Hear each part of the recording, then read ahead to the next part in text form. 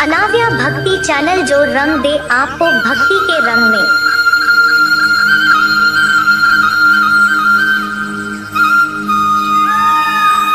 Hello दोस्तों, आपका स्वागत है हमारे YouTube चैनल अनाव्या भक्ति चैनल पर। आज मैं आपके लिए लेकर आया हूं एक नया वीडियो। तो चलिए शुरू करते हैं। तुलसी में जल डालने से कौन सा फल मिलता है, चलो आज के इस वीडियो में जानते हैं। मित्रों, आप सभी को सावन माह की हार्दिक शुभकामनाएं। मित्रों, सावन का महीना बहुत ही पवित्र महीना होता है। इस महीने में भगवान शंकर की पूजा होती है। सावन के महीने में मुख्य रूप से तुलसी माता का पूजन किया जाता है। हिंदू धर्म में तुलसी के पौधे को बहुत ही पवित्र पौधा माना जाता है। तुलसी के पौधे में साक्षात भगवान श्री हरि विष्णु जी और माता लक्ष्मी जी का वास होता है। यदि कोई भक्त कभी भी किसी को भोग लगाता है तो भगवान विष्णु तुलसी पत्र के बिना किसी भी प्रकार का भोग स्वीकार नहीं करते हैं। तुलसी को भगवान श्री हरि विष्णु की अर्धांगिनी भी कहा जाता है। इसीलिए जो भी मनुष्य तुलसी की पूजा करता है वह कभी भी गरीब नहीं रहता है। जो भी मनुष्य रोज तुलसी माता को जल देता है उसकी कभी दुर्गति नहीं होती है। ऐसा मनुष्य घोर पाप करने के बाद भी नरक में नहीं जाता है। मित्रों, चलो आप सभी को एक कथा के माध्यम से बताता हूं कि तुलसी को जल देने से कौन सा फल मिलता है। मित्रों, एक समय की बात है। भगवान भोलेनाथ जी के पास माता पार्वती जी आती है और देवों के देव महादेव से कहती है कि हे स्वामी, आप तो तीनों लोकों के स्वामी है। आपने समुद्र मंथन के समय समस्त संसार के मनुष्य को विष से बचाने के लिए आपने उस विष को पिया था। आप देवों के देव है, परंतु आप फिर भी इस तुलसी के पौधे की पूजा क्यों करते हैं? इसे नित्य जल क्यों चढ़ाते हैं? मैं इस पौधे को जल चढ़ाने का महत्व जानना चाहती हूँ। माता पार्वती की बात सुनने के बाद भगवान भोलेनाथ बोले कि हे देवी पार्वती, तुलसी साक्षात लक्ष्मी जी का ही रूप है और माता लक्ष्मी धन की देवी है और माता लक्ष्मी की नित्य पूजा करने के करोड़ों फायदे हैं जिस मनुष्य को पता नहीं होते हैं। और तुलसी के पौधे पर जल चढ़ाने मात्र से मनुष्यों के करोड़ों पाप नष्ट हो जाते हैं। हे देवी पार्वती, तुलसी का महत्व तो बहुत है, परंतु इसका खास महत्व सावन माह में होता है। हे देवी पार्वती, चलो तुम्हें तुलसी को जल देने का महत्व बताने से पहले तुम्हें एक अत्यंत प्राचीन कथा सुनाता हूँ। इस कथा के माध्यम से तुम्हें तुम्हारे सारे प्रश्नों के उत्तर मिल जाएंगे, इसीलिए तुम इस कथा को ध्यान से सुनना। इस कथा को सुनने मात्र से ही समस्त पाप नाश हो जाते हैं। अब माता पार्वती कहती है, हे प्रभु, मैं इस कथा को अवश्य सुनना चाहती हूँ। कृपया आप मुझे वह कथा सुनाइए। मैं इसे पूरे ध्यान से सुनूंगी। तब भगवान भोलेनाथ माता पार्वती को तुलसी को जल देने के महात्म की कथा सुनाते हैं कि हे देवी पार्वती, तुलसी को जल देने के पीछे एक प्राचीन इतिहास छुपा हुआ है जो बहुत ही उत्तम और पुण्य फल प्रदान करने वाला है। हे देवी पार्वती, पूर्व काल की बात है। सोम नगरी में भास्कर नाम का एक ब्राह्मण रहता था। वह जन्म से तो ब्राह्मण था, किंतु वह कर्म से भ्रष्ट कपटी बुद्धि वाला था। वह कंबल तथा चमड़ा आदि बेचकर धन कमाता था। साथ ही वह सभी से बहुत झूठ बोलता था। उस ब्राह्मण का मन हमेशा बुरे काम करने में लगा रहता था। वह सभी के घर पर चोरी करता था। उसको वेश्यागमन और जुए की बहुत बुरी आदत थी। उसने अपने जीवन में कभी पुण्य के काम नहीं किए थे। वह सिर्फ कहने का ब्राह्मण था।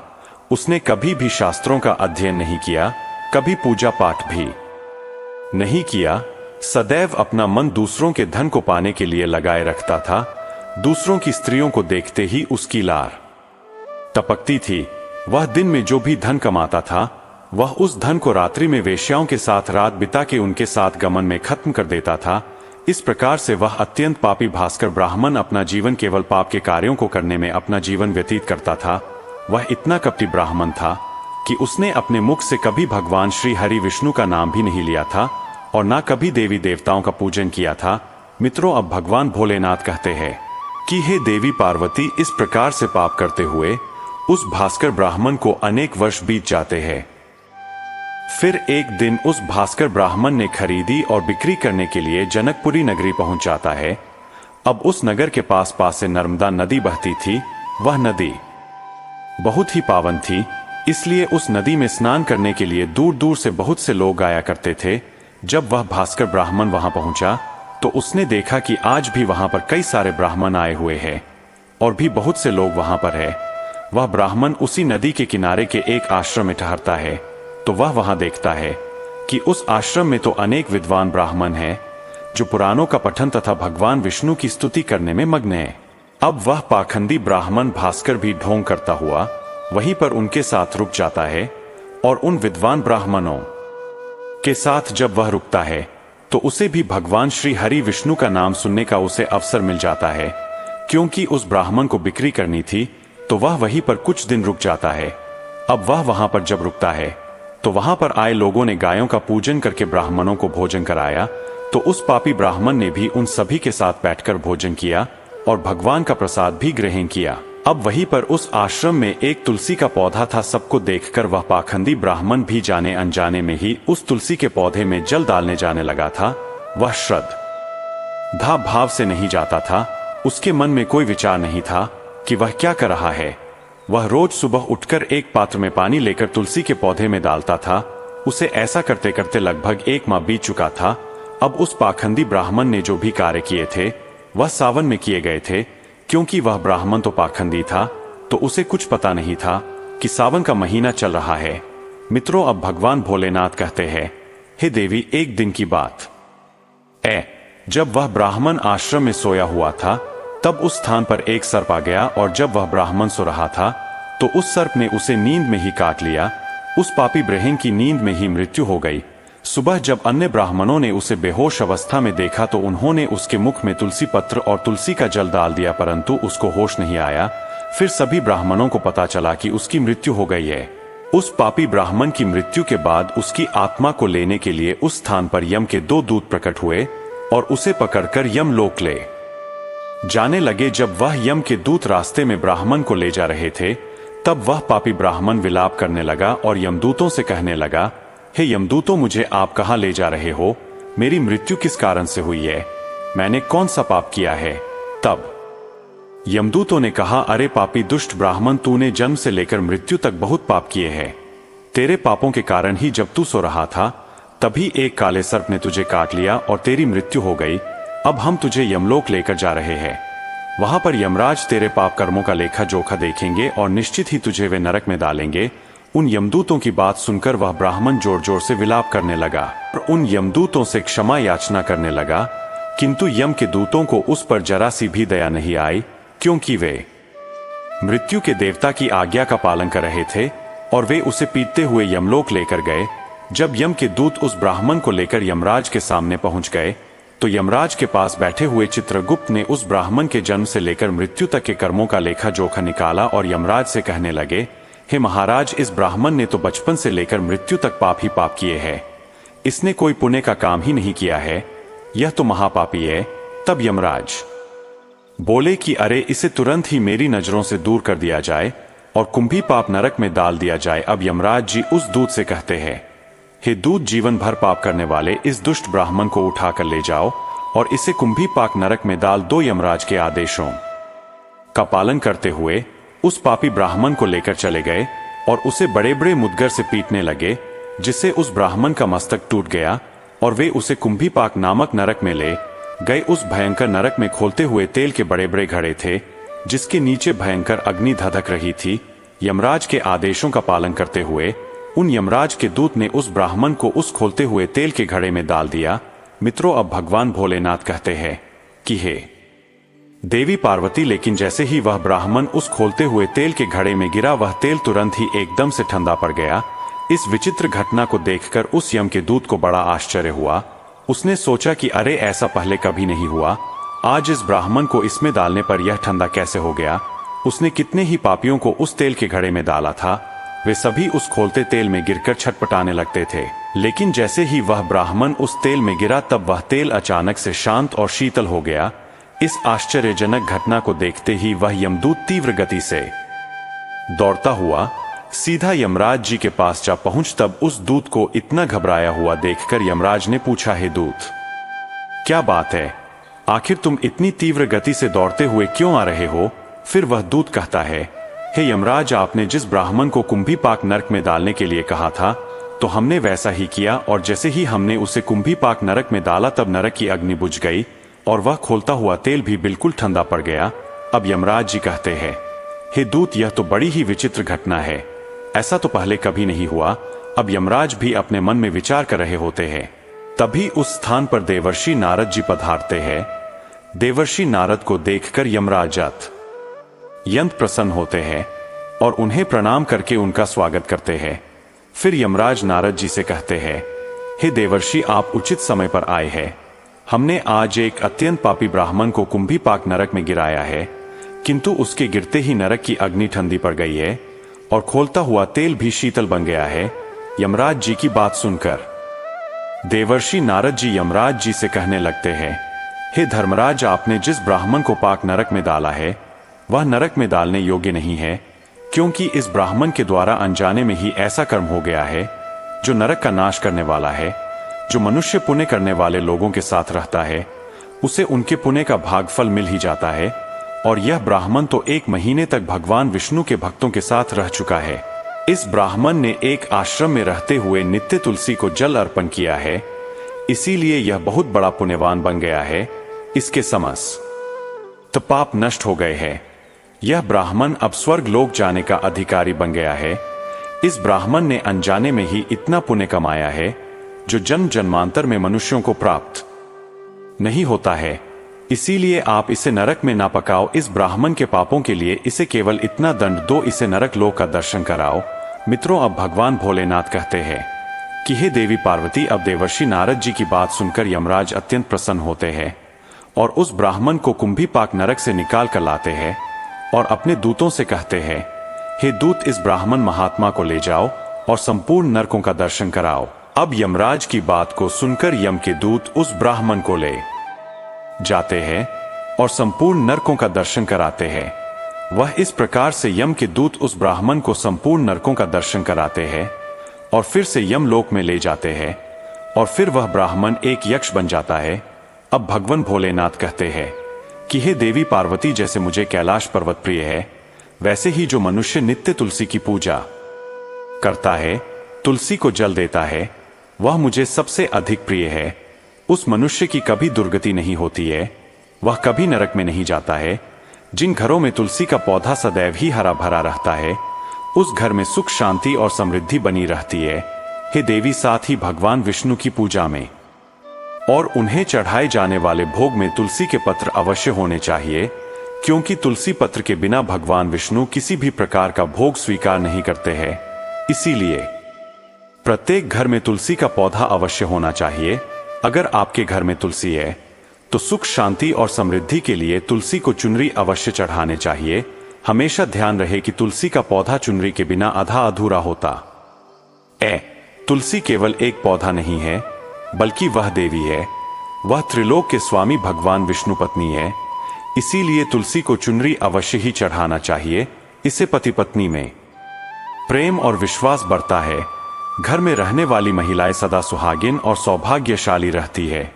तुलसी का विवाह भी अवश्य करना चाहिए। इससे मनुष्य के सभी दुखों का अंत होता है और सांसारिक जीवन सुखमय बीतता है।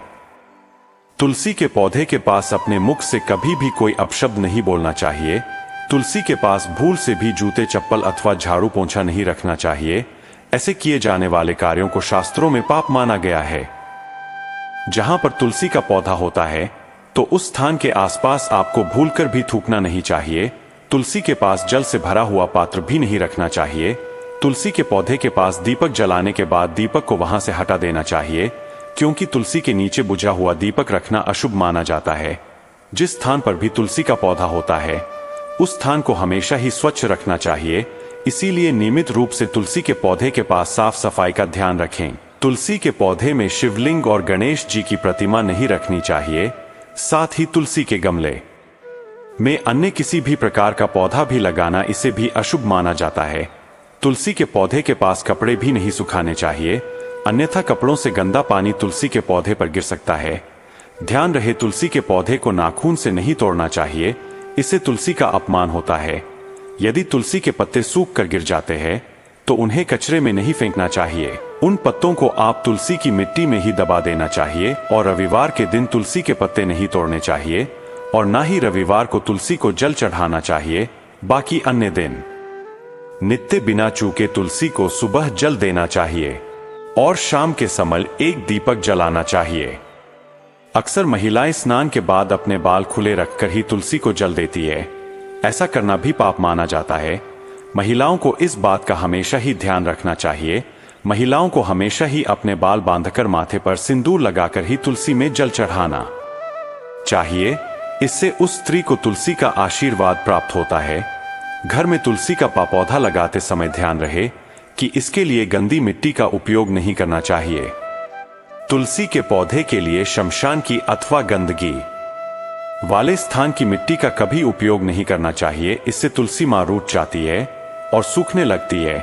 तुलसी का पौधा कभी गंदे स्थान पर नहीं लगाना चाहिए, जैसे नाली अथवा बाथरूम के पास। इन स्थानों पर तुलसी का पौधा कभी नहीं लगाना चाहिए, अन्यथा गंदा पानी तुलसी के पौधे में गिर सकता है, जो प्रत्येक मनुष्य के लिए बहुत ही अशुभ माना गया है। घर में तुलसी का पौधा कभी सूखना नहीं चाहिए। शास्त्रों में ऐसी मान्यता है कि तुलसी के पौधे के सूखने से अकाल मृत्यु की सूचना प्राप्ति होती है। घर में तुलसी का पौधा सूख जाए तो घर की सुख समृद्धि खत्म हो जाती है। सूखी हुई तुलसी में मां लक्ष्मी का वास नहीं होता है। शास्त्रों के अनुसार मासिक धर्म के दौरान महिलाओं को तुलसी के पौधे में पानी नहीं डाल चाहिए और तुलसी को स्पर्श भी नहीं करना चाहिए। यह उन महिलाओं के लिए वर्जित है। तुलसी को बिना स्नान किए जल नहीं देना चाहिए और पैरों में चप्पल आदि पहनकर भी तुलसी को जल नहीं देना चाहिए। तुलसी को जल देते समय ध्यान रहे कि वह जल आपके पैरों पर ना पड़े, इससे तुलसी माता का अपमान होता है। मित्रों, अब भगवान भोलेनाथ कहते हैं कि हे देवी पार्वती, तुलसी पर कभी जूठा पानी नहीं डालना चाहिए, इससे तुलसी माता रुठ जाती है और नित्य तुलसी के दर्शन से मनुष्य को स्वर्ग की प्राप्ति होती है और तुलसी पत्र के सेवन से उसके सभी पाप नष्ट हो जाते हैं। तुलसी का पौधा हमेशा ही घर के सामने लगाना चाहिए। इसे पूर्व अथवा उत्तर दिशा में लगाने से सबको शुभ संकेत प्राप्त होता है। तुलसी के पास मरुस्थलीय पौधे रखना बेहद अशुभ माना जाता है। ऐसे पौधों से नकारात्मक ऊर्जा निकलती है। शास्त्रों में कहा गया है, जिन पौधों से हरी भरी कलियों की उत्पत्ति ना हो, उसके स्थान पर कांटे निकलते हो, तो ऐसे पौधों को तुलसी के पास कभी रखना नहीं चाहिए। शास्त्रों में केले के पौधे का विशेष महत्व बताया गया है। अगर तुलसी के पौधे के पास केले का पेड़ लगा देते हैं तो इसका कई गुना अधिक लाभ प्राप्त होता है। केले के पेड़ में भगवान विष्णु का वास होता है। इसे तुलसी के पास लगाने से घर में सुख समृद्धि आती है। तुलसी के पौधे में शालिग्राम अवश्य रखना चाहिए। तुलसी के गमले में शालिग्राम रखने से तुलसी का और भी अधिक शुभ प्रभाव आपको देखने को मिलेगा। शालिग्राम भगवान विष्णु का निराकार रूप माना जाता है। यह काले रंग का पत्थर होता है जिसे विलक्षण और मूल्यवान माना गया है। इसे अगर तुलसी के गमले में रखेंगे तो आपके घर से संपूर्ण नकारात्मक ऊर्जा नष्ट हो जाएगी। घर में केवल एक ही शालिग्राम की पूजा करनी चाहिए। पुराणों में कहा गया है, भगवान विष्णु की मूर्ति से बढ़कर शालिग्राम का पूजन करना ज्यादा उत्तम होता है।